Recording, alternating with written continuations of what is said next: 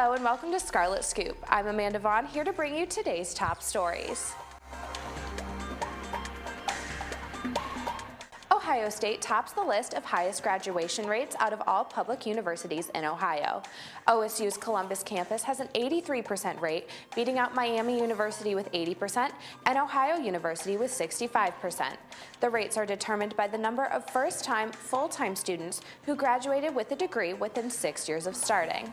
The list was compiled from information released by the U.S. Department of Education's College Scorecard. Speaking of Buckeye accomplishments, I sat down with former Ohio State students Zach and Max Zitney, whose company was just awarded a $100,000 grant from Chase Bank. Take a look to learn about the company that they started while they were Ohio State students. We were just sitting around in our apartment playing video games and eating beef jerky, and we're like, well, why don't we just combine the two and do something with it?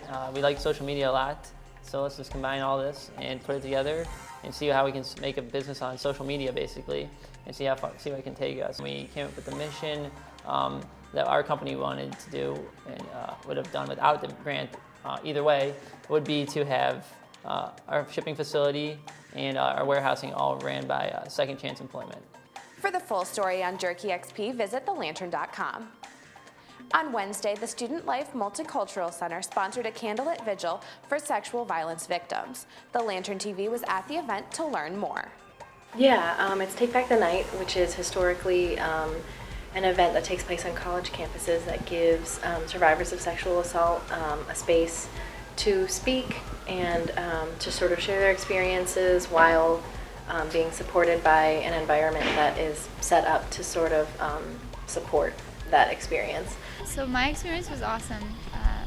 I felt really sad afterward, in all honesty, but for really good reasons. So I'm really motivated to continue to fight against sexual violence because that is one of my passions. And I just thought it was so cool that we would have such an event like this. With fall officially here, we are starting to see a lot of changes in the weather. Meteorologist John Bangoff joins me now to tell us if we can expect to see any of the effects of Hurricane Joaquin here in Ohio and what the weekend will look like. The hurricane will not be affecting us this weekend, but it's going to be cool, windy, and pretty rainy. For your day on Friday, high of only 58 degrees, much cooler than it was this time last week, where we pushed up into almost 80 degrees. Some chance for some showers this afternoon and a low of 48 degrees tonight. Heading into your Saturday, downright gross. High of 54 degrees, winds 15 to 20 miles an hour with gusts as high as 30 miles an hour. Chance for about a quarter to a half an inch of rain through the afternoon. If you're doing anything outside, make sure you bring your rain poncho heading into the day on Sunday. Some of the rain moves out, get up to 64 degrees. The sun does peak out just a little bit. It'll be a crisp fall day, but all in all, pretty cool, rainy, and cloudy weekend. I'm meteorologist John Banghoff. Back to you in the studio. For an extended weather forecast, make sure to visit thelantern.com and click on Lantern TV. That's all for this episode of Scarlet Scoop. Make sure to tune in tomorrow for another show. For more news updates, make sure to follow Lantern TV on Twitter and Instagram and like us on Facebook. We'll see you next time.